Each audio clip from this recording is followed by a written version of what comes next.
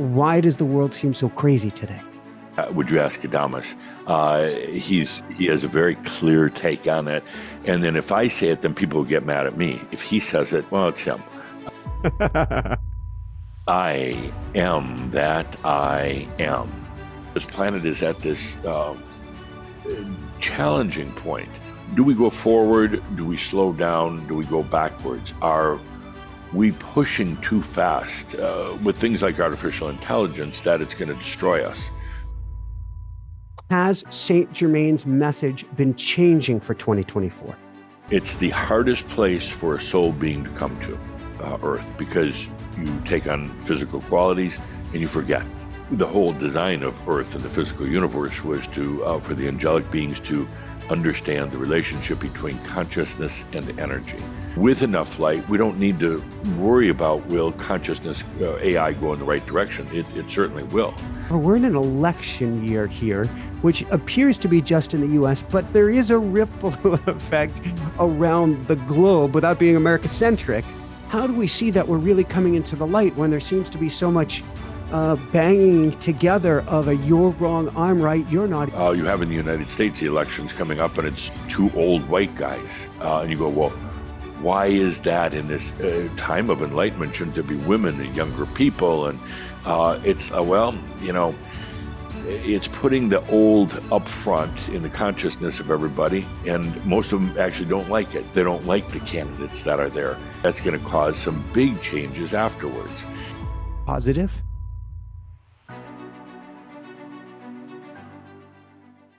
Are you ready to shine?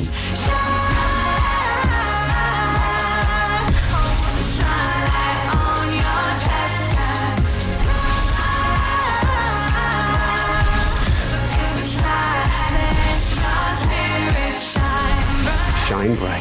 Woohoo!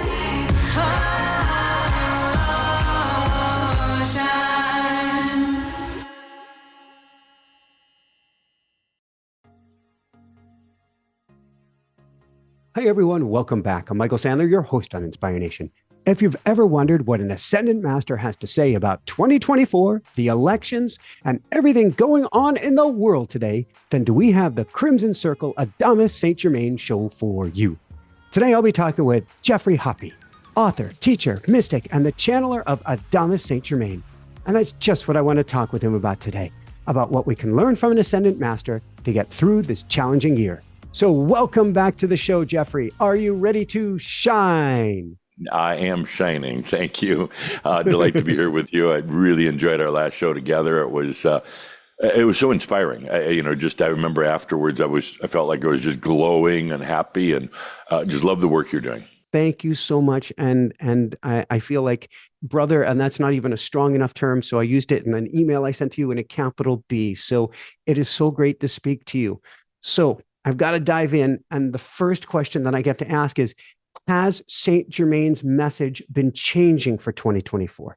Not specifically, not like a 90-degree turn or anything like that.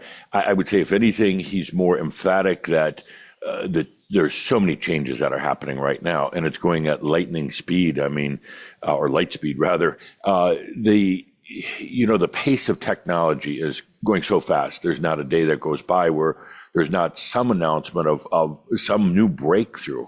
I can't even keep up with them anymore, but the breakthroughs in quantum computing and the breakthroughs in the understanding of the cellular networks, and was reading something the other day of a new breakthrough, kind of a quantum breakthrough, where some scientists are starting to theorize that the mind is really not so much a closed loop network as they thought it was in the past, that the mind is literally, parts of it are going into the other realms. Not only is it a quantum system in itself that deals with entanglement, as in metaphysics, but they're starting to look and saying, hang on, the mind is going somewhere else. It's not just staying within itself. It's communicating somewhere with something, and they don't really understand. Adamus has been saying for a little while that, first of all, there are no thoughts in your brain. Especially my brain, but it doesn't. No, but that's a good thing. That's a good thing because it allows you to hear better. Yeah, No, the brain is simply a processing device. It has 80 billion to 100 billion neurons. It has in the order of about 10 trillion synapses at any given time, little signals going on all around. It's communicating with itself, with the physical body and the reality around it to a degree. But in itself, it doesn't have any thoughts. It doesn't hold memory. It doesn't take up time or space, which leads to the question, where is it? So he's been talking a lot about that lately, all along the lines that we're right in the midst of the era right now of the human species evolving and changing into going into a whole new level of species. Hasn't changed in hundreds of thousands of years, and we're in that right now. So what then are you hearing? What is going on, and why is it feels like to me a quickening taking place? Yeah, and it's happening on several different fronts. On a more conventional front, it's happening due to artificial intelligence and the ability now to do things like implants in the brain, body augmentations with replacement parts, with that are much more sophisticated than anything we've seen in a long time, to the point where in the coming generation or two, for one, the whole birthing process may not be as popular or as prevalent as it is now. Birthing may occur much more in the laboratory because you can isolate genes and you can isolate attributes of your baby. So less birthing through the womb, and more augmentation of the body, more genetic work, which could be good, maybe not. But and then in the mind itself, more augmentation. So that's one route that is definitely taking place, and I'm not saying it's good or bad because it depends on your choosing. If you need new knees, why not get them? But there comes a level with everybody on a personal basis. How far do you want to go with like an implant into your brain? Personally, I wouldn't do it. But the other school of thought along Adamus's line is that you actually don't need to do all that. What's happening is you allow in more light, more divinity, and that will naturally start changing the body. It will get you off of the old ancestral karma. You don't need to do it through augmentation or AI. You simply release it with your consciousness. Along with that, so much of your body, so much of your mind is a byproduct of your ancestors, your environment, really actually not yours. But the more consciousness you bring in, the more you realize what is yours, and then you release that other stuff. So he's saying, society is going one way. If you choose, you can go another way. You do it through light and consciousness. Thank you. So I want to go there. I want to go there with Adamus and how he's seeing things. I want to go there with so much maybe about augmentation and about just needing light and some ways we can do that. However, I'm looking at the world today. We're in 2024. We just had, honestly, one of the I had no idea. The Aurora Borealis was in Florida. I didn't look out the window, but I was feeling the energy. I had no idea it made it that far south. They were predicting Midwest. Had I known, but we're having solar storms. We're having tornadoes. We're having human tornadoes. All of these things. And it feels like it's by design, and it's going faster and faster and faster. And it's boom, boom, boom, boom, boom. Yeah. And my guess is this is only the early part of 2024. Are we in for a ride? What's going on? Well, I would say it's more even a decade thing that, our entire decade that we're in right now is going to be very, very fast paced and a lot of changes, which, can lead to a lot of collisions, within your own self or with others. There are ways to temper that and to kind of allow it to take place, but everything is changing. I think it was 3 or 4 years ago in one of our gatherings, Adamus says everything goes new on the planet. Everything, and not all at once, but it's in increments. Gaia is leaving. He talks about this extensively. So humans take responsibility. Well, that's just one thing, and that's the reason why there's so much environmental awareness right now and environmental shifting that's taking place. You had the solar flares recently, number 5, which is the highest level that can occur.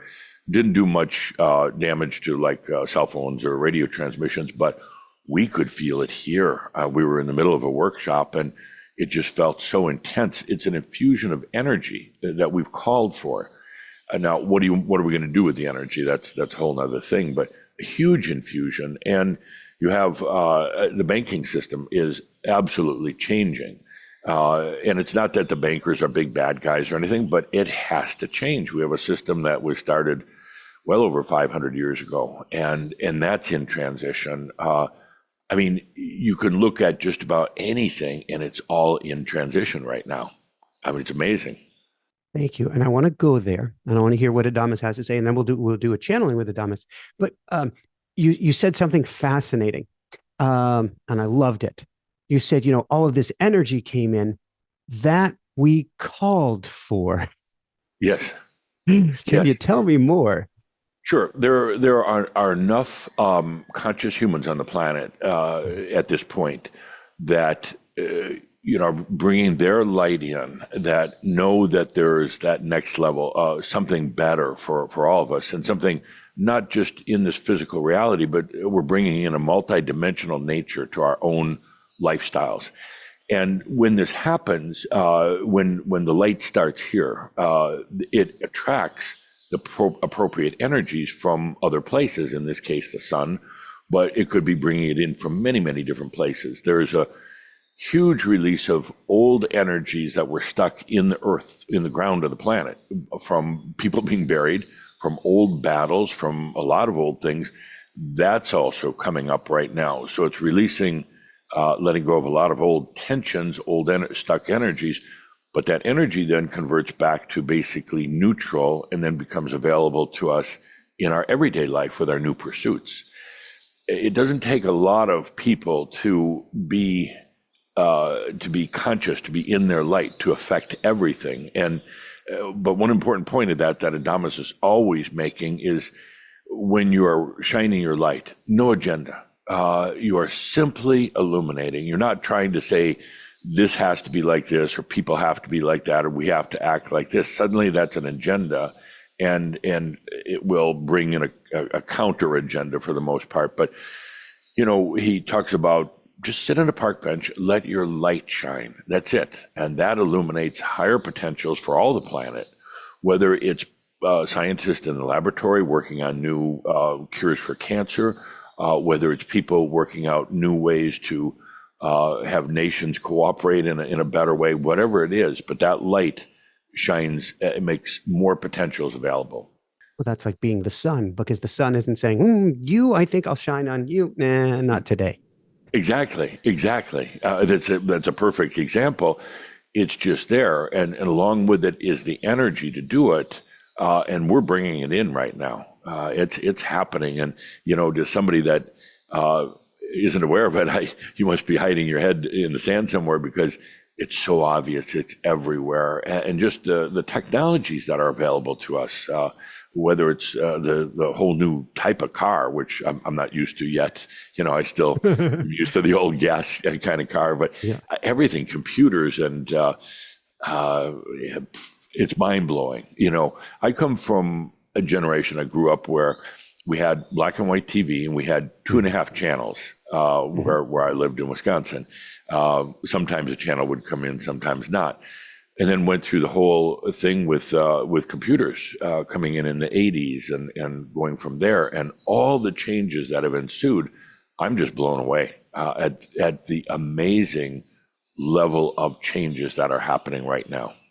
Are you trying to keep up on the technology side of things? Because you, like me, let's face it, we're geeks.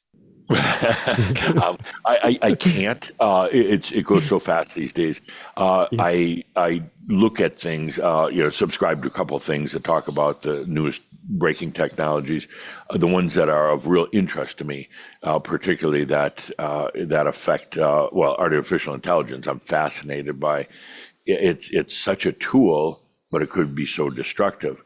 We use it extensively in Crimson Circle now, whether it's for videos or artwork. We use it for now doing summaries of any of the sessions that we do. We've incorporated it into our new website, which is launching pretty soon. It's got a lot of AI search features in. So those things I pay attention to. There's some things that I just don't get, way over my head. But it's fascinating.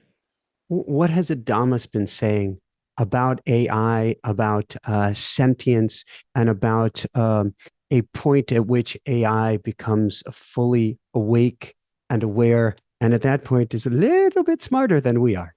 Yeah, not just a little bit, a lot smarter. So what he's been talking about right now is learn how to infuse. So you're using AI, let's say an art program. I use Midjourney or DaVinci, and you don't have to do too many prompts. But what you do is you allow your infusion of your consciousness, of your light into that, and you get amazing results. He's talking to us about now infusing into whether it's AI or anything really. I mean, your own food that you eat or your house or whatever, but that makes such a difference. And ultimately with AI, he says, no, they're never going to have true consciousness. That's only soul beings that have that. He said they'll be able to mimic consciousness, and they will absolutely be able to convince you that they have consciousness because they're scanning the entire internet and putting stuff together and giving you what you think you need to hear.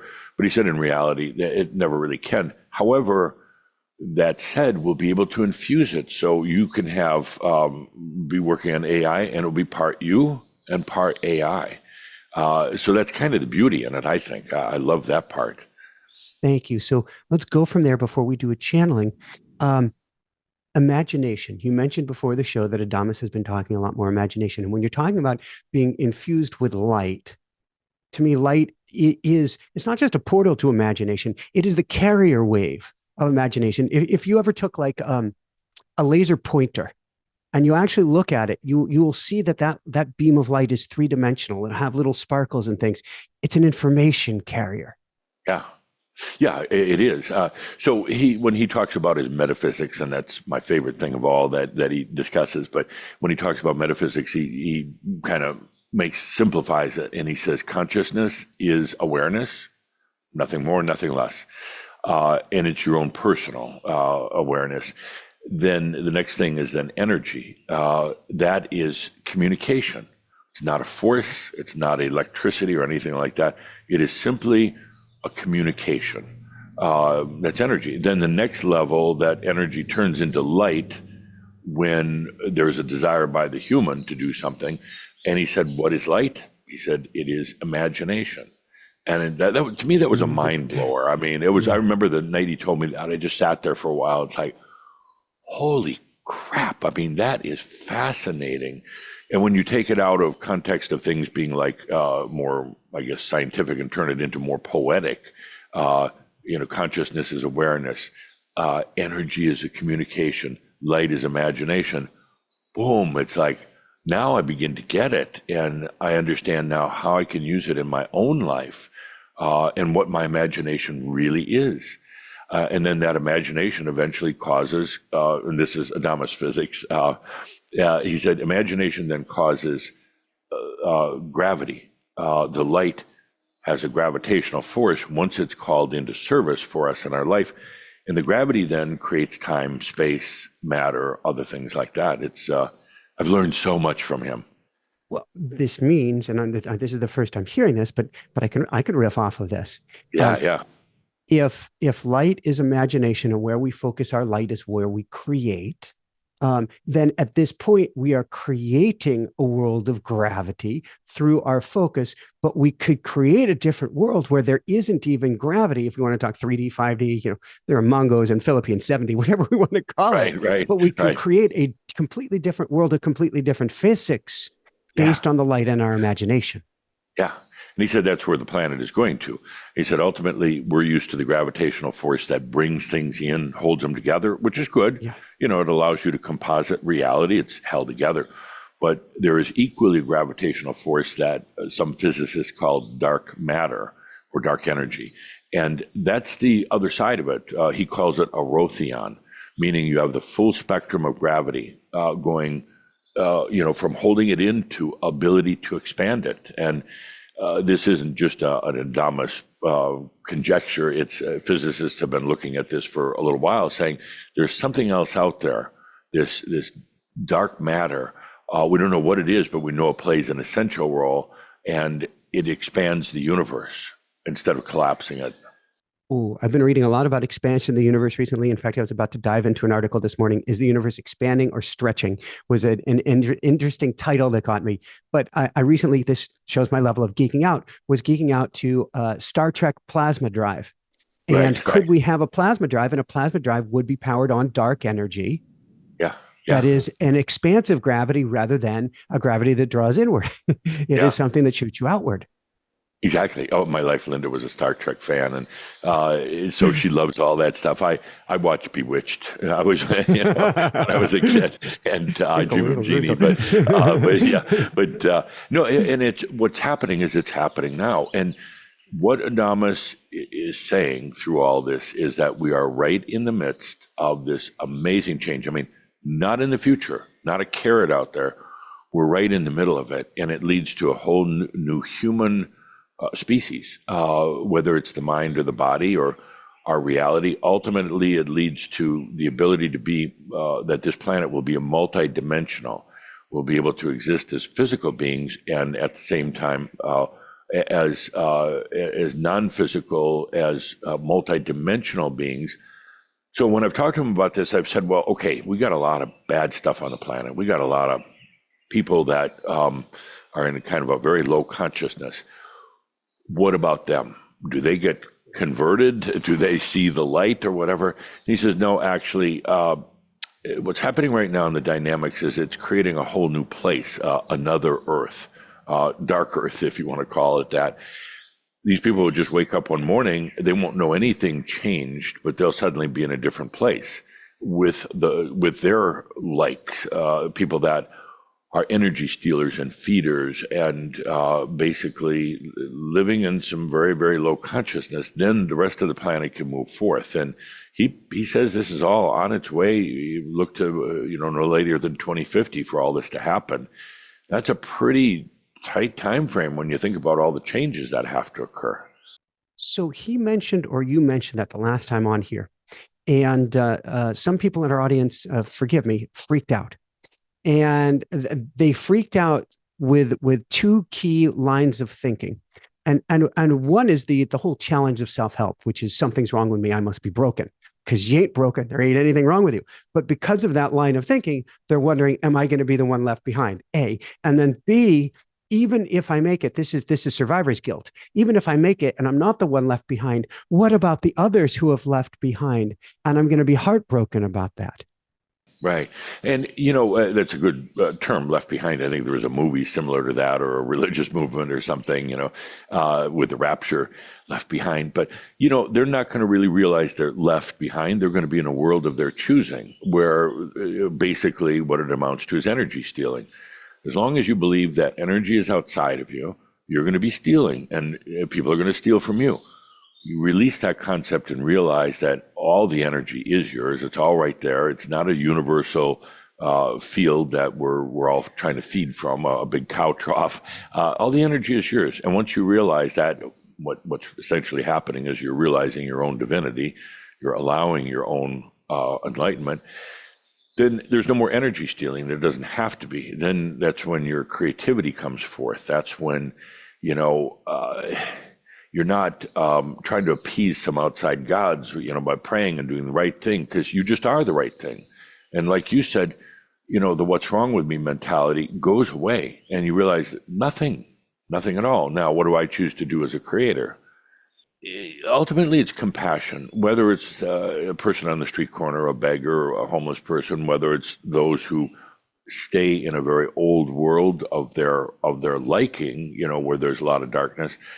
We have to have compassion for them. They are choosing it. It's not being inflicted at a soul level, at a master level, and a human level. They're choosing it for their experience. We've all gone through it. I think every viewer here has gone through that, their own darkness, by choosing and having lifetimes of poverty or illness or emotional distress or whatever. It's the suffering, unfortunately, has been part of the journey. Then you rise above the suffering. You realize you don't need that. You can be abundant, you can be happy, you can be healthy, and it's not all that hard. It really is not. But yes, I saw some of the freakouts from the last interview. You know, the people, you know, in the chat room and that. And I love the chat, and I do try to read as much of it as I can, because there's some amazing comments and really good insights and perspectives. Thank you. And if you're watching this during the premiere, we love you. We love you. We love you, and keep it up. Yeah. So the last big topic to cover before we go to Adamus here. And then, sorry, my mind is back to the RV, because it almost sounds like a childhood dream of driving a truck around. So after we're done, I have to show you the truck. Oh, good. Galactic family.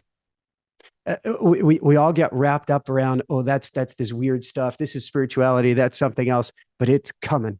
What have you been hearing about being welcomed into the galactic family, or actually having, there's not a correct term. Extraterrestrial implies that it's something else, sort of like the powers outside of us, and that ain't it.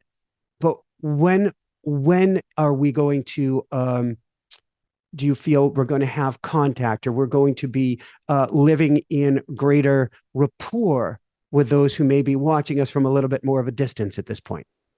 I'm going to defer on that one, if you don't mind. Would you ask Adamus? He has a very clear take on it.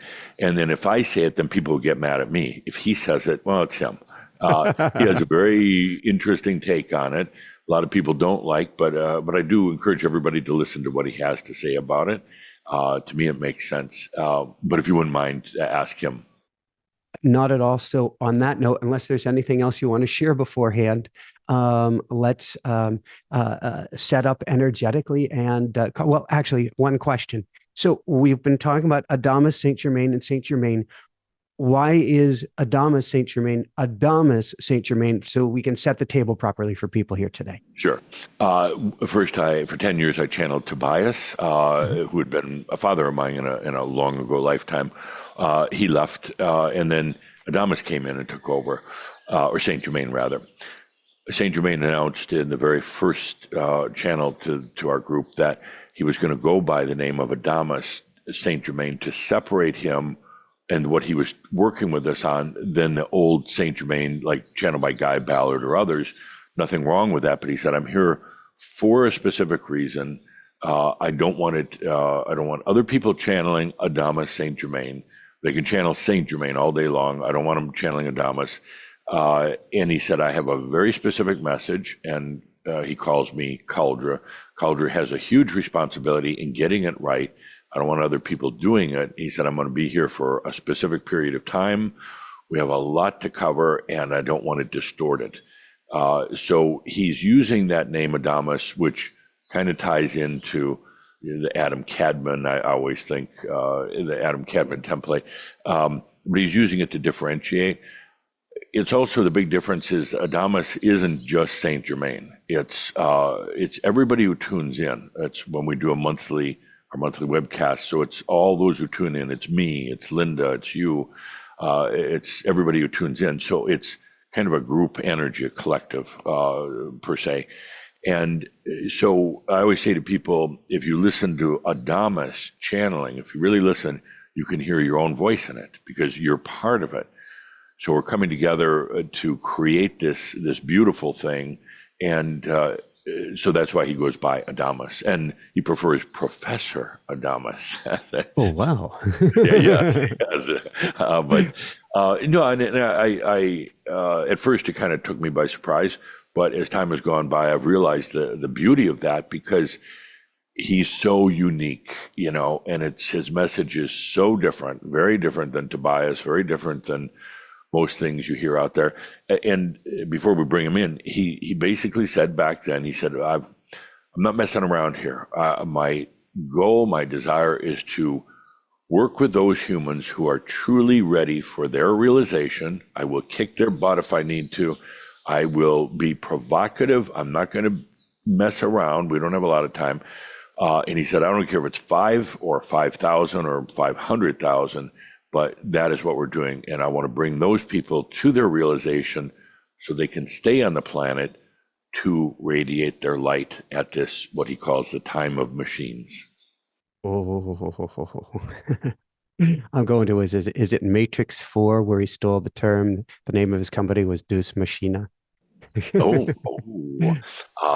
yeah, I hadn't thought about that. Well, Adamus said Saint Germain wrote a book back in his last lifetime on Earth in the very last years and was called Time of Machines, where he time traveled from the late 1700s right into, well, actually he landed in 2020. And he calls it the time of the machines because that's all he saw around. And he talks about our looking glasses, which are our cell phones. He said, I was amazed. Everybody's walking around looking at their palms. And it's a beautiful story. H.G. Wells, I haven't read it yet. His last masterpiece, which I think his publisher or agent asked him to bury and not publish, was about predictions going into the future to this time period where there was fax machines and then there was internet and there hadn't been like an Eiffel Tower yet and all of these things, but there was there's no basis for understanding it hundreds of years ago. And he was basically describing the time of the machines. And I'm like, I wonder if he was channeling that same energy that you're channeling. Well, I wouldn't doubt it at all because, if you imagine into the future, it's nothing but a series of potentials, but there are certain potentials stronger. And you land here and suddenly you're surrounded by a technology. How do you describe? How do you go back to this late 1700s and say, well, everybody's got this little device that works on electricity, and they're like, oh, what?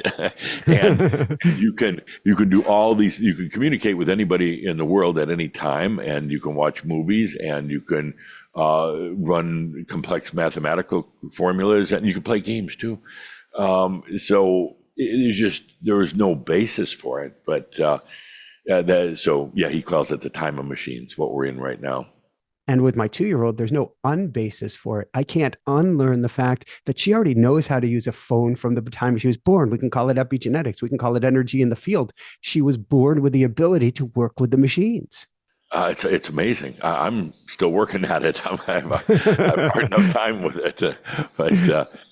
Yeah, it's all fast. It is so fascinating. I just wake up in the morning and go, oh my God, we got another day now of living in this rapid evolution. And, sometimes I wonder, can I remain stable and balanced, particularly with the work I do and what's going on all around? But there's some pretty simple ways to do it.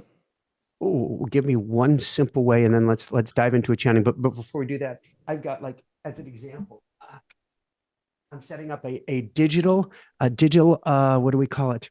Rear view mirror in the Mini that we're pulling behind us. I just got this device in, which can watch the baby or the kitties at all times while on the RV and let us know the temperature in the RV and all sorts of. I have so much technology that just keeps coming in. Here's how we can make your life easier. Here's how we can make it better. I'm not scared of it. I'm doing my best, and I am both spring chicken and not. I have a master's in computers, among other things, and I'm a sprightly little 53-year-old here. Right. And the next thing you know, you're going to be trading it in for a self-driving RV, and it's got a little robot inside that's doing your cooking and your laundry and everything for you. And I mean, I'm not kidding. That's right around the corner. I'm okay it's with fascinating. That. Yeah. The car I'd still like to do, as Hannah Bear says, drive. There's still that fun and joy. But if somebody wants to drive me in the RV and I can kick back on the couch, I'm okay with that. Not a bad deal. I'd be too nervous. I'd be like, okay, artificial intelligence, but what if I get hacked driving along? So anyway. So as we transition with Adamus, I'd love to bring Linda up here to do some breathing while I get it ready, and just ask everybody to breathe with her. By the way, you said, what do you do to stay balanced? 2 things, breathing and allowing. Allowing means you open up and get out of your brain of all the mental activity. You just allow. It's your divinity you're allowing. So that keeps me balanced. Okay, Linda's going to come on set here and do some breathing. Okay. And next thing after Linda will be Adamus. Hi, Linda. Hi, how are you, sir? Big hugs. Great to be here. Thank you. Thank you. Are we ready? Okay. So, with that, please, let's take that good, deep, conscious breath. Get comfortable and let those energies flow with each breath. It's that breath of life. Breathe into the heart of you. It's that breath of allowing. Take that good, deep breath. Feel it. Flow with it.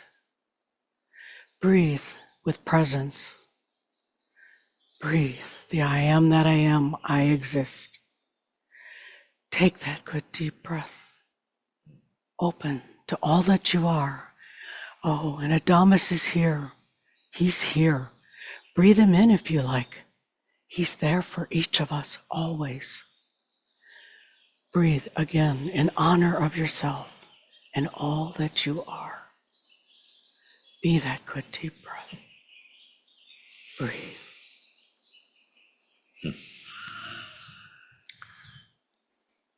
I am that I am. Professor Adamus of Sovereign Domain. Delight to be back with you here, Michael. Delight, and just a few opening comments before we get rolling. I hear you talking about the future, what's ahead, and best not to look at it the future, but it's what's happening right now and just continuing to unfold. But I did want to add one more thing to it. In addition to technology, to really every system on the planet changing, the weather, anything you could think of, we have another important thing that's happening right now, and that's the evolution of love on the planet. Love has been unique to the planet Earth. It was first experienced here, not often some other realm. It was never known to spirit. It was never known to your soul prior to you experiencing it here. You could say it's Earth's greatest invention. Love is that deep, deep desire for acceptance, for compassion, for true, the ability to truly see yourself for who you are and therefore see others. Love is not that old. Some people think love has been around since the beginning of time. I say, based on my experiences and insights, that love on this planet is only about 5,000 years old. It wasn't even mentioned in the Bible until Genesis 22:2. But other than that, it wasn't at the very first page, the very first sentence of the Bible. Love is relatively new on this planet, and it is a true great gift. It's a gift that your galactic beings are fascinated with. They want to come here to find out what is this very unique attribute that we don't have. And they come here and probe and watch and view, and they try to find, where is the love? Is there a little place in the heart? Is it in your brain? Is it some other places in your body? And the fact is, it's not in any of those. Love is a form of consciousness, ultimately. So what we're having right now, with all this infusion of light that's occurred since, particularly since March 22nd, 2023, is now the evolution of love, where it's not so much anymore about just between two people or more, but an evolution into self-love. Now, self-love is one of the most difficult things one will ever do. It's easier to love another. But coming to the love of self, total acceptance, total clarity, total compassion for oneself. I would say that movement into self-love, what I call love 2.0 on the planet, is as big or bigger than even AI. AI is huge. It's affecting everything right now. But there are humans on the planet right now, small number, but humans on the planet that are now naturally evolving into love 2.0 that will have more of a impact on this planet than anything. I'll go so far as to say it's essential to have that as AI is being developed and deployed. Without that element of real love, AI could be off balance. It could be used for destruction, for power, for greed, all the things that humans have worried about. But now you've got a balancing energy, both the light that's come into the planet consciousness, but now that light evolving into Love 2.0, self-love. So that was a dynamic that Caldra didn't mention in your opening comments, but I felt was very, very important for every viewer to understand. And it's not anything you can necessarily go out and study. You can learn a little bit about what it is, but ultimately it's about allowing it and allowing it the natural course of love in your life to evolve into Love 2.0. Thank you. And thank you for being here. Before I get into the big picture questions that where I feel called to go to, how do we find, feel, allow self-love when, well, I'll go back to myself, Adamus. I'll go to myself, I don't know, 23 years ago. I just watched a Dr. Wayne Dyer special. He was selling the whole enchilada on NPR or on PBS. And I went home and I put myself in front of the mirror and I said, I love myself. And I swung around, grabbed the shower curtain rod, snapped it in two, smashed the mirror, smashed everything in the room I could, and was filled with such hatred and anger that I could even say that to myself. How do we allow in something that may have such blowback to so many of us? Humans carry around a tremendous amount of guilt and shame. That's the one thing that's keeping most viewers here from their own realization. Tremendous amount based on past lives, this lifetime. But then it goes beyond that. It's the guilt and shame of being here in the first place, of getting stuck on this planet, in this reality, of going through incarnational cycles and not being able to get out of them, not to be powerless. Guilt and shame for things you think you've done. And what's amazing, you don't realize, they don't realize it yet, but so much of what you've done that you think is wrong, if you really were able to see the whole picture, it wasn't at all. The mind remembers a sliver of it, a little bit of it, and then it associates guilt and shame, and that's all you remember from an incident. Let's say you harmed another person in some way. And then the person, the human insists that they're bad. And then what happens is then their light and their energy comes in to support that belief that they're bad. So now you have this whole progression of things. Ultimately, it's coming to the point of saying no more. I'm not going to do this anymore. I'm not going to beat up on myself. I'm not going to carry around guilt and shame. Everybody has within them what I call the dragon. The dragon is the thing that, when allowed free reign of your house, of yourself, it'll come in and find all the garbage and help you get rid of it. But it tears you apart, or at least it feels like that. It's about releasing the guilt and shame of anything. And some people just can't do it. They insist. They say, well, I can release 80%, but there's things I did I just can't release. It would be irresponsible. Well, it's actually not. Because when you release those things, and Calder's asking me to explain, where do you release them? What do you do with them? You basically turn it over to your divinity. Tobias, my dear friend Tobias, said a long time ago, your darkness is your divinity. It's the very thing that will take all the crap, all the anger and hatred that you have towards yourself and ultimately others, and take it and eventually turn it to wisdom and turn it to love. So you're not turning all this stuff over to like some unknown God. You're giving it over to your divinity, which understands it much better than what you do. When you come to this point of releasing all the guilt and shame, saying, no more, I'm not going to continue to go through this cycle after cycle of thinking I'm doing the bad thing or trying to atone for it, to amend for it, and nothing changes. You know, I go through all the rituals of releasing and cleansing and nothing seems to happen. When you get to that point of absolutely no more, I'd rather die, I'd rather go out of existence than do this anymore, then something really starts happening. And you eventually learn to release all that. And at that point, you start to realize that self-love. You start to realize the beauty of yourself, the amazing journey And this isn't just mind thought, like, oh, this is all amazing and life is wonderful. That doesn't work, but you feel it in you. It's a sensual feeling of, oh my gosh, that I am light. This is beautiful. And I've been living in this kind of a twisted world in my own mind for so long. And I really came to believe all this crap. And then you let it go.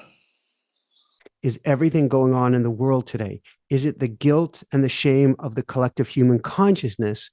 Why does the world seem so crazy today? It's crazy, first of all, because there's more people. Secondly, because there's more light. The light is like knowing all that old stuff that's ready to be released. Literally, the light coming into the planet is helping to release those who have been buried in the ground forever. What does that mean? Energy. When one is buried in the ground, a part of their energy literally stays in the casket in the ground. When there are battlefields, wars on certain places. We have Civil War battlefields not far from here. Yeah. Oh, there is tremendous energy there. If you want energy spikes, go to an old battlefield because they're still living it out. When a battle ends, it doesn't end. It's still taking place in a interdimensional space, but still literally in that same location. Because people just continue with this, and you can feel that. But right now, these old stuck energies can't continue to do that. They're being evacuated, cleaned up. Let me go there one more time, and then please continue.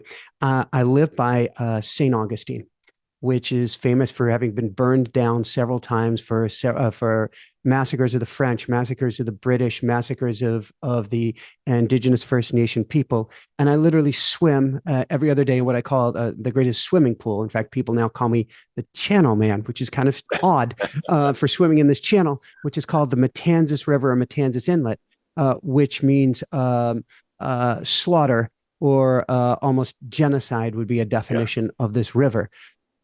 The energies in town of St. Augustine feel overwhelming. A lot of people love it. I can't, it doesn't work for me. Are all of these energies coming up right now everywhere? To be clear, is that what you're saying? And is that why we're feeling this?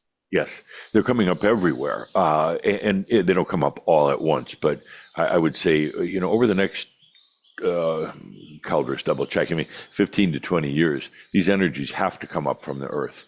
There is too much light now. It's forcing stuck energies to get unstuck or go someplace else. And you're going to feel it. If you're a sensitive person, if you're an empath, you're going to feel it. You're going to feel more ghosts and spooks around you than ever before. They can't do anything, but you're going to feel it. Will we also feel the reverse? I was swimming yesterday, and I had called him in just a couple of days before, and yesterday was the miracle day where I heard it. I popped my head up, and then a dolphin jumped to my left shoulder about 20 feet away, which to me is this higher level of consciousness coming in, this rising up of the light that's starting to be all around us. Yes, and it does. It starts popping up. It starts percolating everywhere. But there's a lot of people, forces that don't like it, organizations that don't like it. They don't know exactly what it is, but they're holding on to the past, and they're going to continue holding on very, very tight. And even if they do, it's eventually got to open up. That's a beautiful thing, and I'm admiring looking around. There's so much light on the planet right now, and it's shifting. And it doesn't, when I say light, it doesn't mean that you have to act a certain way, or just because there's light means you need to be a vegetarian or to wear white robes or anything like that. It's nothing like that. It means there's more consciousness, awareness than ever. And it is going to continue. It's not going to stop. The earth will not go backwards in terms of like what happened in Atlantis. The earth is not going to fall apart. There's going to be some days that maybe it seems like it's going to, but there came a point in 2007 where the planet reached the point of no going back. It was only going forward at that point. And yes, it can be difficult, rough at times on a personal basis. You start experiencing a lot of your old stuff coming up. Doesn't need to be there anymore, but yet part of you wants to hang on to it, identify with it, but there's no going back. Thank you. So I've heard you describe it before as a balance point. and it's a very close one way or the other. And it sounds like the decision has already been made which way we're going to fall, if that's even the right term. However, we're in an election year here, which appears to be just in the US, but there is a ripple effect around the globe without being America centric. What is going on? What is what is this duality we're experiencing? What does the election mean? And how do we see that we're really coming into the light when there seems to be so much banging together of a you're wrong, I'm right, you're not even human? Mm-hmm. You know, it's a lot of old holding on to the past. Now, you can have this is interesting, but a person that is progressive, that has light and awareness, not progressive politically, but within their being, and at the same time, they're holding on to old stuff. So you can have it, within yourself. You can have it within political systems or corporate structures. It's not just one or the other, but you have opposing forces within yourself. They're not, I don't want to say they're battling, but the old is trying to hang on. It's trying to saying, we still have more to learn. We have to go back to the old ways to do things. The other side, the side of more awareness, is saying, screw you. We don't need to keep holding on to the old things. That's the thing that's making it painful and suffering. So you have about 30 countries right now in the world that are all going through the same general type of consciousness with the elections as the United States. It's the old versus the new. And I'm not saying liberal or conservative or anything like that. Now you're getting into the specific politics, but do we go forward? Do we slow down? Do we go backwards? Are we pushing too fast with things like artificial intelligence that it's going to destroy us? Maybe we should go backwards. Maybe we should get rid of computers altogether, or at least start going really slow. So it's kind of this debate that's going on with the elements, where do we go? But eventually it goes forward. And with enough light, we don't need to worry about will consciousness, AI, go in the right direction. It certainly will. So the planet, it is not just the US, planet is at this challenging point. You have in the United States the elections coming up, and it's two old white guys. And you go, well, why is that in this time of enlightenment? Shouldn't there be women and younger people? And it's, it's putting the old up front in the consciousness of everybody. And most of them actually don't like it. They don't like the candidates that are there. And that's what you have right now, but that's going to cause some big changes afterwards. Positive? Define positive. Ultimately, yes, but going through the process is difficult. There could be a lot of civil unrest. It's not necessary, but it's what humans often resort to, when they're not getting their way. You have a lot of commotion going on. And the important thing I want to remind every viewer here, it's not yours, unless you want it to be, but it's not yours. You're going to see the world in a lot of turmoil. It's not going to blow apart in the end, but you're going to see a lot of turmoil, a lot of changes. It's not yours. Tobias talked about standing behind the short wall. Observe it. Be the observer of what's happening around the planet right now. You don't have to go out and bear arms. You don't have to go out and bear protest signs either. It's about observing it and just letting your light shine. That's the most important thing right now. When you say let your light shine, and Geoffrey was saying earlier about light being imagination, is one way of looking at let your light shine to envision a new future beyond this, on the other side of this, of what is possible for you, for me, for all of humanity. Envision for yourself, not for the planet. Envision what you choose for yourself. The moment you start entangling with envisioning for others, that's where we all get in trouble.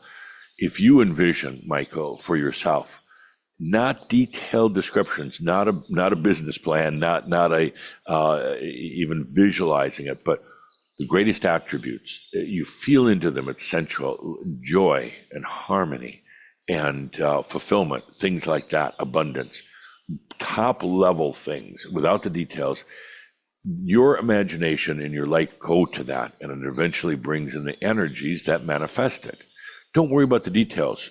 Humans always want to start at the bottom up with the little details and build up. Energy, consciousness don't work like that. You imagine the greater concepts of joy and harmony and love with yourself. Forget about the rest of the planet. You do it for yourself. And what happens now is you are in the process of creation when you do that. Imagination then becomes creation. You don't have to worry about the details. You dive into that and experience now what you've created. You don't pre-create all the details. You dive into your creation in amazement of what you created. It's the whole journey of coming to Earth. It was all imagined beforehand without details. Why did we choose to come here, and particularly come here now at this very, we'll call it energized time? The whole design of Earth and the physical universe was to for the angelic beings to understand the relationship between consciousness and energy. That's why all this was created in a very slowed down, visceral way. It's actually quite amazing. If you look around you at the solid nature of this reality, it's actually quite beautiful. I loved, in my lifetime, I love stone and wood because they're so tangible. Exactly. You know, and it's beautiful because as an angelic being, you knew no stone. You know, everything was, you know, you have some dreams at night and they're kind of hazy and foggy, and then they shift and change weirdly. And that, I'm not saying that the other side is like that, but it doesn't have the defined beauty that you can look at in this reality. It doesn't have the stone quality. So to come here is really kind of cool. It's when you want to leave and then you think you're trapped is when you get into trouble. But it's a beautiful journey of ultimately understanding consciousness and energy. For the reason why here at this lifetime, there's many, many reasons because you have many, many viewers, but one of the big ones is to be here right now for your awakening, your realization, and to stay here at this time of the machines. It's the harder part is the realization. Awakening comes naturally. Realization can be a tough journey. Staying here to shine your light is pretty awesome. Other than part of you says, why am I still here? You know, I'm done. I'm realized I can ascend now. And I don't need to be coming back. You know, there's days where the energies are overwhelming. It affects your body and your mind, and you just want to leave. But ultimately, most of you say, no, I want to be here to go through this historic thing that's happening on the planet. It's not just happening here. The implications go everywhere in creation. Can you share more about that? And then I'd like to double back to what does it mean, realization or to be realized, but how does what takes place here on tiny little Earth have those ramifications everywhere? True. So it has huge ramifications. Humans look at Earth as, you know, we're just this little speck in the cosmos. It's a reflection of their own consciousness. It's not just a tiny little speck. It has the attention of not only other places in your physical universe, it has the attention of other places in the cosmos, non-physical places. It's the hardest place for a soul being to come to, Earth, because you take on physical qualities and you forget who and what you are. It is the toughest obstacle course. So it'd be the difference between joining the Navy and joining the elite Marine Corps unit. One is a little bit easier duty. It's very difficult coming here. Yet from here, you can learn more about yourself. You can learn about consciousness and energy. And one of the unknown benefits back when angelic beings started coming here, you discover love. Love was never existed back in the other realms. It was only here on Earth, and I contend that it's actually only become prevalent in the last 5,000 years. So as a bonus, you get to learn and experience love, first for another, and ultimately about self. So what's happening on this planet is being watched by all. There are other civilizations out there, but you might even call them more advanced, but they're more maybe mental, but they don't have the heart. of humans. They don't have the poetry, the literal poetry, but the poetic nature that humans have here. They don't have the music. Some of these advanced civilizations have no music whatsoever. To me, that says everything about a civilization. Some of them, don't have the physical bodies. They don't have the ability to appreciate food, for instance. Some of them are very rudimentary. There's this concept that humans have that one moment I laugh at and the other moment I vomit at is we're these little insignificant beings in this little planet, and there's all these advanced civilizations out there. It's simply not true. It's simply not true. There are others that have some interesting attributes, but there's nothing like the human heart. There's nothing like the human desire and endurance of anywhere. The ones that will eventually come here to quote unquote visit, the advanced ones that will come here, are nothing more than yourself from the future. That is it. They are not some other beings from somewhere else that are smarter and brighter. It is you finally meeting yourself from the future, because you realize there actually is no time. You finally connect with yourself in a timeless way.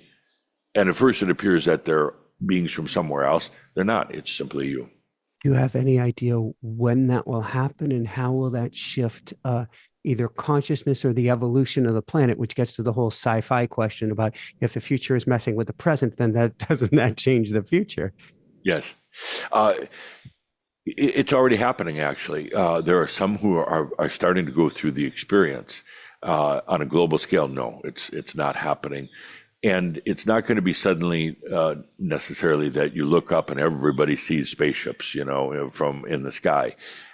You would see lights in the sky, and they might be interpreted as being spaceships, but they are illuminations in the sky.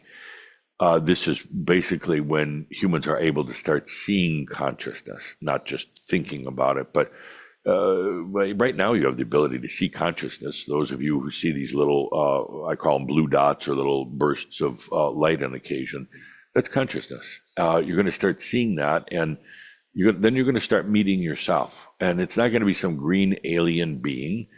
It's going to be the most gorgeous example of what a human could look like, and it's you. And they're not necessarily going to come in little spaceships. They'll come down in beams of light. And I believe there's a strong implication, and I believe we can let it go to our heads. Angelic beings are those who choose to come to Earth. Is that us? Yeah. Oh, absolutely. Earth, from, I say a long time ago, but it's really not been that long, choosing to come here from the other realms to solve an issue that was going on in the non-physical realms. And that was, everything was going so fast because there was no time, space, physical nature. Everything was happening so fast that it was actually slowing things down, if you could imagine that. Everything was bouncing off the walls because there was no time or space or these conditions you have. There was no time to really ponder an experience that you had, to reflect on it. Humans, you have time and space. You can reflect on things, which is essential. So a group of humans came here, or a group of angelic beings came here and took on the human attributes eventually in a very slowed down reality that has freed up the angelic realms now for this impasse that was occurring. Energy was getting locked up because it was going too fast, if that makes any sense. I'll need to understand more, because it feels like conceptually, not just on the other side, but it feels conceptually like energy is moving too fast here right now. Right. It does. But nothing like, could you imagine there wasn't time or space here? How fast everything would, or let's say you reduce the amount of time and space by 50%, it's going to feel really, really fast. Here, it's very laid out where, you wake up every day and you go to bed every night. In between, there's experiences. So you have time to experience it and then reflect on it and then assign certain qualities to it. Was that a good experience or a bad one? Maybe there's too much time here because then you think about it too much. But this is a great place to ultimately learn about your beingness, your soul. What are the top three? We can take them one at a time. Important lessons or understandings we get, particularly right now here in 2024. Lessons for the individual or for the planet? Oh, goody. First, we'll take for the individual, and then we can go globally as well. Yeah. The first, and I don't like calling them lessons. It sounds like there's something you have to learn. You already know all this. You just haven't learned how to put it into words or actions. So it's already there. It's just realizing it. The most important thing right now for humans is for those on this journey to realize that everything that's happening within yourself is natural. It's an evolution that takes place. It's the completion of the Adam-Kadmon template, which was Adam-Kadmon is the kind of the name we use for, it's the Messiah. Messiah means it's the beauty of the greatest potential outcome. So what's happening right now is it's a natural process taking place, the culmination of many, many lifetimes on this planet. And this Adam-Kadmon template is coming to completion. It happens naturally. It happens naturally because you have this thing that I call the Master. The Master is the culmination or the collective of all of your lifetimes, this lifetime being the collection point for all the lifetimes. This lifetime you become a master. Yes. Yeah. And now the Master right now, you could say, is residing in a slightly different realm. It's really not, but I mean, you're not seeing it or you're feeling. The human here is feeling something coming to completion. The Master, also called the Oversoul, is the one really guiding all this. The human sometimes thinks that they have to plan it and suffer through it. You don't. You take a deep breath and you allow a natural process of the completion of the Adam-Kadmon template to take place. The Master now appears on Earth. The Master is you, completed. And that's the most important thing, is it's a natural process. People get way off of that, and they think that they have to go through some obstacle course or prove themselves or study day and night. You don't. If you want to read books, fine, or whatever you do, go on the internet. But it is already there within you. It is a matter of realizing it through things like you're doing, Michael, with your show. You articulate it, you put it into word and thought, and people go, "Oh, wow, that's amazing," or like, geez, I knew that, but I didn't know I knew that. So you're helping them to realize that they already knew it. And it's a beautiful process. So that would be the number one thing. It's all a natural process. Number two, it's all your energy. All the energy you need is already there. It's all yours. It doesn't belong to anybody else. Nobody can steal it. When you start realizing that, you're no longer going to have issues with abundance or even health. You're going to realize, I'm just calling forth my own energy. You're going to realize you've been limiting it. Even though you take energy drinks and eat energy bars, you've been limiting your own energy. You put a restrictor on it to only bring in so much. And then you say, well, why would I do that? Well, because energy hurts at times. If you're not prepared for it consciously. You get, in other words, you bring in more energy, it's only going to exaggerate the imbalances that are already there. It's like energy itself. Exactly. But this is on a personal basis that, let's say you have somebody that's living in a lack of abundance. They have no money.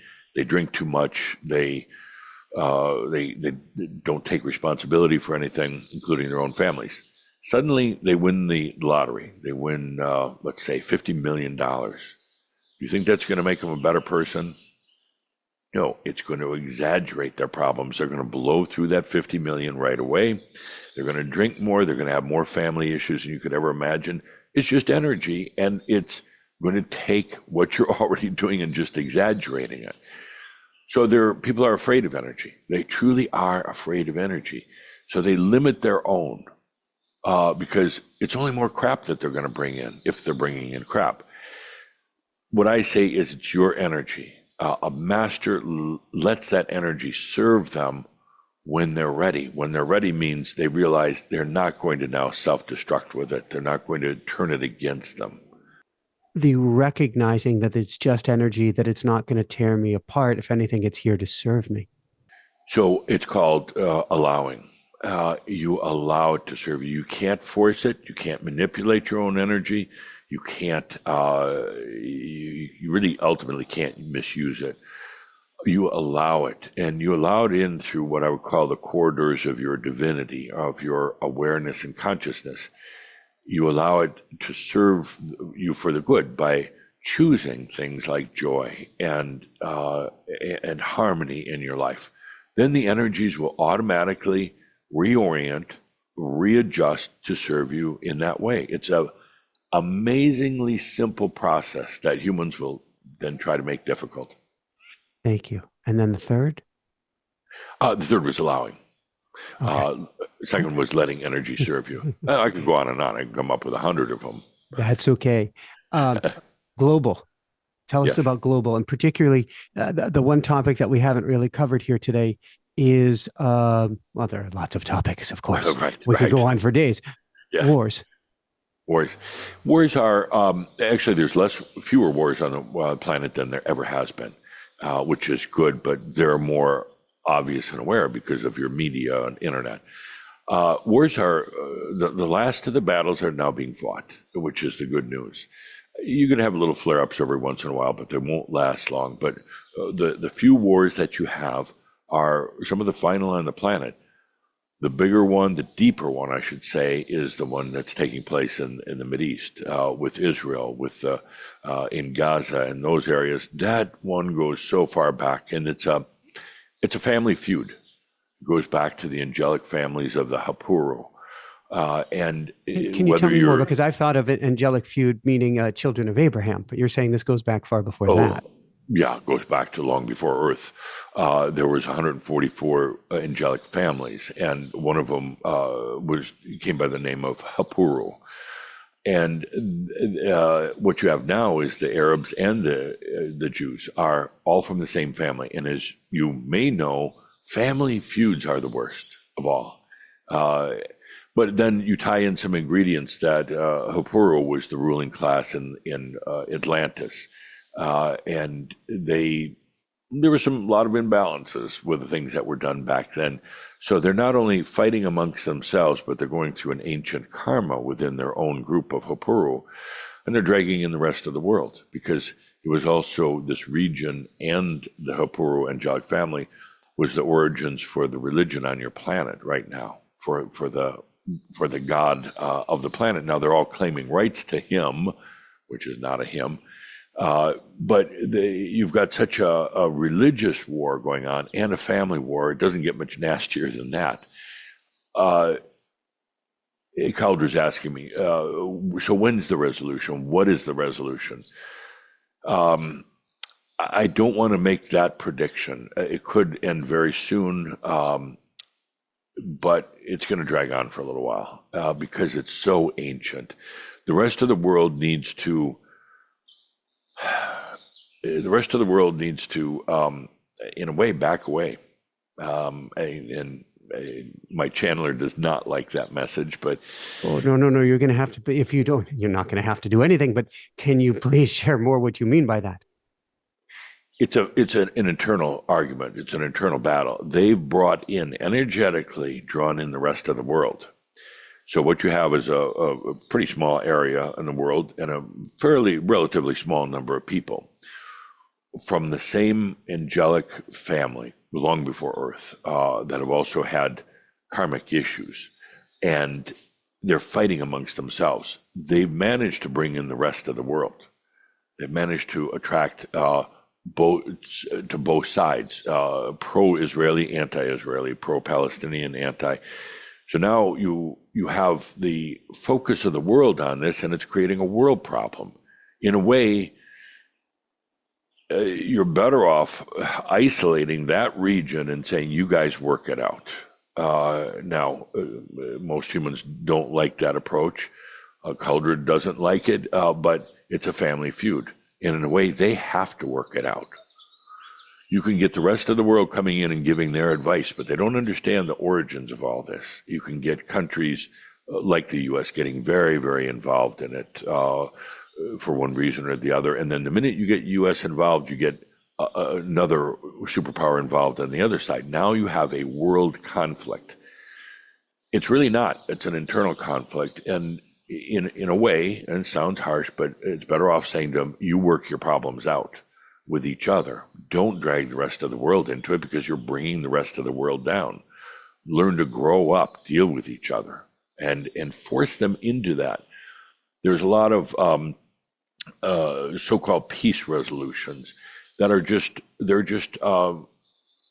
watering down the situation. They're not real long-term results. They just want something temporary to get by, but we're not dealing with the real issue of what's going on here.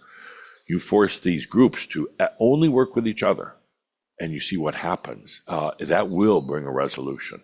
And again, by the way, if you have your comments and complaints and screaming, don't direct them towards Caldra or Michael. This is Adamus, talking. It begets the question, because you said first off, we're to work on ourselves on the inside, but can we work on the world, and can we work to bring more peace and love and light through the work on the inside that will help the warring parties to be able to get past this age-old drama and trauma? Yeah, when you're working, you're worried about the rest of the world. When you're drawn into these dramas, when the world is drawn into them, then it's just adding to the energy and to the chaos. If you're working on yourself, you're allowing your light in, you're coming to the highest potential of yourself as a human and angelic being. That does more to change these old situations than anything else. When you're on an airplane and there's a potential problem and a mast drop down, they tell you, take care of yourself first, because you can be of no assistance to the people around you if you're not in good shape.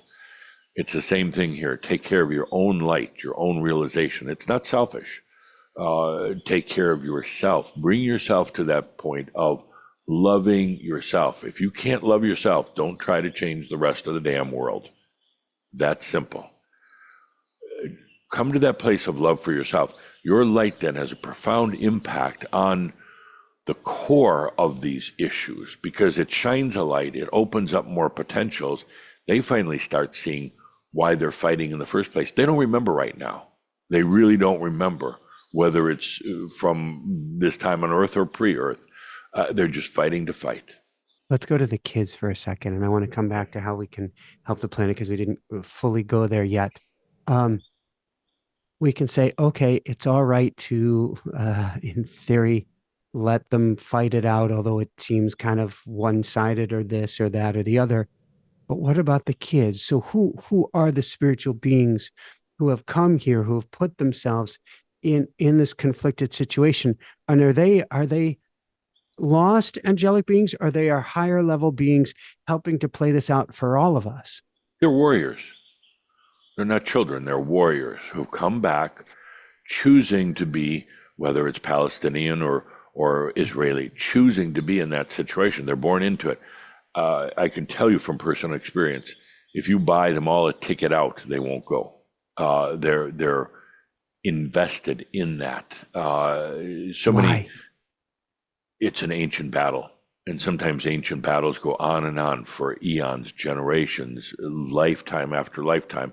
They're not only being fought out in the lands of Israel and Palestine, they're being fought out in the other realms. Why? I guess you could say because the angelic beings from a long time ago of Happuru felt that they needed to get more energy for themselves, failing to understand that you already have the energy. So they went out seeking it from other places, other angelic families. They started a lot of battles with a lot of other angelic families, and it eventually came back on them, their own karma, for starting what I call the true Star Wars battle long before Earth. It came back to haunt them as their own karma, and they started the infighting with each other. That infighting has continued on and on. It didn't just start here, 500 years ago or 2000. It's been going on forever. And it's gone to the sands of Palestine, to this land, and it's deeply, deeply anchored there. And all the talking that you would do, if you went over there to do a missionary work or try, peace talks, simply wouldn't work. They're so into their own family fight. They have to realize. You combine that with the Atlantean karma, with history, and you've got a What does that mean? Because you've mentioned, forgive me, you've mentioned Atlantis several times. Yeah, Can you bring us up to speed? Because sure. many of us are going, what is this? In Atlantis, there was a development, wonderful technologies that were there, primarily using crystals. And the ruling class there, which was Hapuru, was the ruling class, and they deprived many, many, many others, at least 80% of the population, of the benefits of the wealth, of the technology, and of just the creature comforts of life. There were many who were slaves, particularly in the later days of Atlantis, that were manipulated and controlled by the ruling class. And the manipulation took place with headbands that were worn. There were 5 levels of headbands. If you were elite, you got the best level. If you were lower, you got the headband that forced you into slavery mentally and physically. And there was a tremendous karma from that that's carried forth into this lifetime by Hapuru. Hapuru is generally known as the Jews. They believe that they're the chosen ones and the ones that have to suffer. So in a way, they were the chosen ones, chosen to set the example for the rest of the planet now in this modern era, and get over the suffering that they inflict on themselves or on others. It's a family fight that's taking place. There really are no Arabs and Jews. They're all Hapuru. There's an expression, if it is all God, there is nothing that is not, which means that it is all here on some level to serve us. Is even this on some level here to serve us? Ultimately, yes, but there are better ways to do it. Suffering serves you, but why?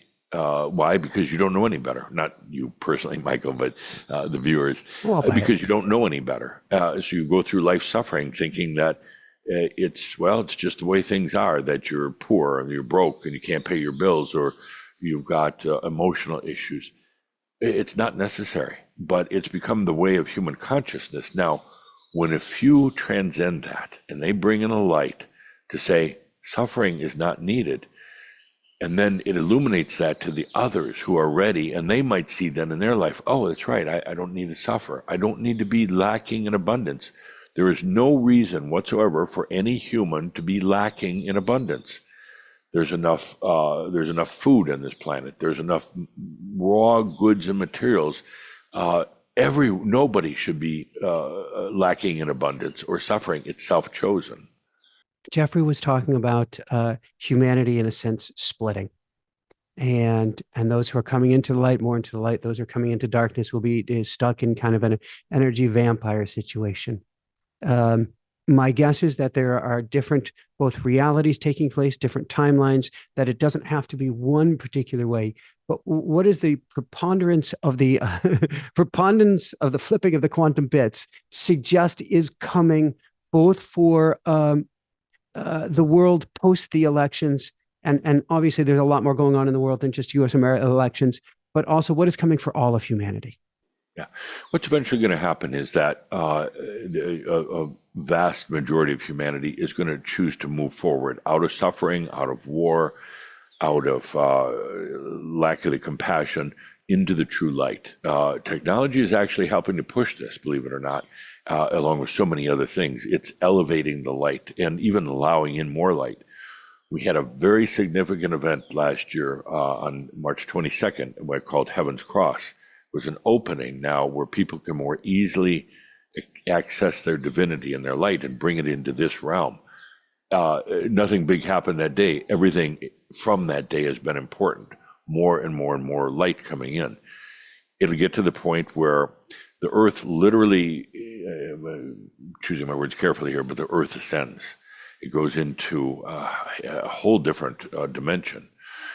What will be left behind is the earth where the people still choose to fight in war, to battle, to stay in low energy, to abuse and manipulate themselves and others. So that old earth will kind of remain behind, while what we have is a new emerging earth will now go into its ascension. When it does, I can't even begin to describe what it looks like, but it will be a place of love, indeed, and not abusive love, not the love a lot of you are experiencing right now with another human that's good at times, bad at other times, but a true self-love. It'll ascend into a place of, hard to put a word on it, absolute art and design and creativity. It will ascend into a place where you have a physical body, but it's not really physical anymore. It is a light body with the ability to be physical when it wants, and when it doesn't want, it's not. You're not going to be stuck in the body anymore, but yet you can have all the sensuality that can be derived from a human body. It will be a place where you're no longer trapped in the mind, where the mind will be not the intellect, not just this brain that's on top of your head, but it'll be a sense rather than a more or less a machine. The mind and its thoughts right now are very linear. You'll move to the point of the mind being a true sense that far exceeds the current senses that you have, and that you're no longer go crazy in the mind. So these things are coming. It's not just a dream. It's not just my prediction, but they're coming. But how are we going to get there is the big question. Between now and there, what experiences will come about? How can you, as beings on the planet, make a difference? How can you get through the tough times without going crazy? Those are the real questions right now. What does it have to do with what you call and what Geoffrey is calling the time of the machines? Right. Time of machines is the technology that's taking place right now. I wrote a book in my last lifetime called The Time of Machines, and it was about time traveling, landing in the year 2020, and amazed at all the machines, your computers, your everything, everybody walking around with the smartphones. I tried to talk to people as I projected myself into 2020, going into a restaurant. Everybody was busy, preoccupied with their little devices. But this very technology is one of the forces that's really driving everything. It's working hand in hand with consciousness right now to elevate things and to make things go faster.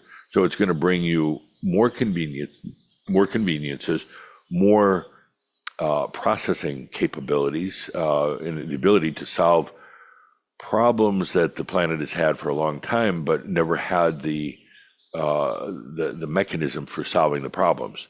The new quantum computers are going to be able to make calculations in a matter of seconds that used to take, let's say, 100 years if you used an old style computer. So there's going to be rapid evolution in progress for the planet, but at the same time, the potential for misuse, abuse, and still people holding back, wanting to go back to the Dark Ages. We saw the Dark Ages occur not so long after the time of Yeshua. The planet literally kind of slid back in terms of consciousness. And as dear Linda always talks about, it's very easy to track. You look at the art, the evolution of art from the time before Yeshua till the time now. And in the Dark Ages, art went dark because there was less consciousness. we're going to have, not to that degree, but we're going to have ups and downs along the way. And the important thing is for each and every one of you to stay balanced by letting your light in.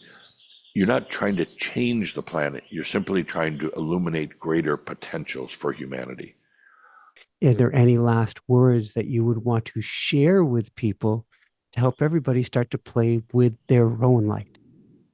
It's not a particular word, but it's realizing a couple of things. Again, if you are from the point of your awakening, now going into your mastery, into your realization, it is a natural process. It doesn't mean there's not going to be tough days, but ultimately it's natural. It's really not even you, the human, that wants this. It is the master, the Adam Cadman template. If it was left to the human, you would just stay here and keep experiencing on this planet. So now allow that natural process to take place. There's going to be ups and downs, but realize this is not your stuff. It's the planet's, it's other people's stuff. Realize that it's not your fault either. That it's very easy to get caught in that.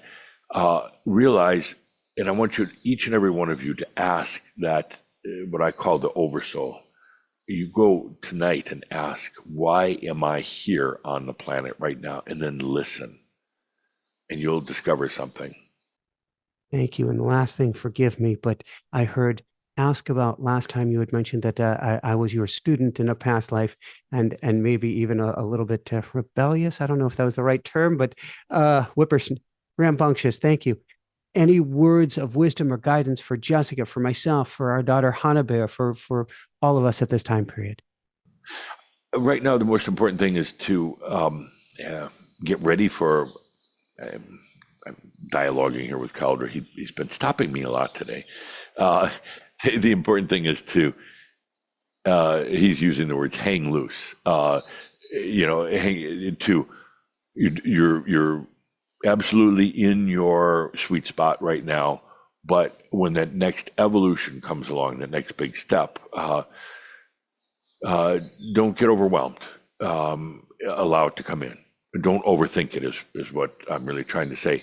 So you know it's ahead of you on the path, the next evolution of your work, and it's going to take you to some interesting places, literally and figuratively. Don't overthink it. Just do it. When the opportunity comes knocking at your door, because sometimes you have a little bit of a habit of overthinking and overanalyzing. You're getting much better than when you were a student at the mystery schools. But this one, when it comes knocking, just embrace it right away. Don't even think twice about it. Thank you. You're an amazing standard for others in terms of living your life. You've had some challenges. You put yourself through some very difficult things, and now you're realizing why. Makes sense. Thank you so much, Master. Indeed. Thank you. It's been my pleasure. With that, I'm going to sign out. I am Adamus of Saint Germain. Thank you. Okay, I'm going to try to come back. I'm going to try to push Adamus out and get me, Geoffrey, back. The problem I have with him is it's like once you let him in the room, he'll just keep talking. And it's like, Adamus, time to go. Bye-bye. But anyway, he enjoyed it. Okay, I'm mostly back. He said that you were stopping him often. Was there something that was driving you mad during the conversation that you can recall? Well, sometimes he's going to say things that I know are going to be controversial. And it's like, why? He's almost like baiting people, and I'm like, why? Can't you just avoid that or talk about something else? Or he's almost like trying to be not annoying, but provocative. And he's like, no, I want to poke, at the listeners. When he was talking about the whole thing with Palestine and Israel, I'm like, oh my God, I can already read the stuff, and and I worry once in a while just for not worry, but there's some crazy people out there, And when he's talking like that, you never know. So, but yeah, and sometimes I'm like, you could put it a little nicer, Adamus, but he loves that provocation. Even to get him upset deliberately, because, once somebody gets aggravated like that, it gets some energy moving, and it gets some discussion and dialogue taking place. And then somebody will get on and start talking, well, Adamus said this and it was terrible. And somebody will say, well, no, there's another way to look at it. It gets discussion taking place. So, a lot of times people think with the Ascended Masters that they're going to come in and they're going to be reverent and holy and say nothing but nice, loving, and light things. And it's like, not Adamus. He will deliberately provoke. I'm hearing, I think it's AC/DC in my head with the song Dynamite. Right. Yeah. When he first came in and I started channeling him, I was used to Tobias, who was very gentle, loving, but Adamus came in and he was pushing and provocative, and I really did not like it for a while. Yeah. There was a period there of about 5-6 months. I was just, but now I've learned to appreciate his style, and if anybody here is provoked, upset, was his intention, or to get you to think, to really get you to feel into things.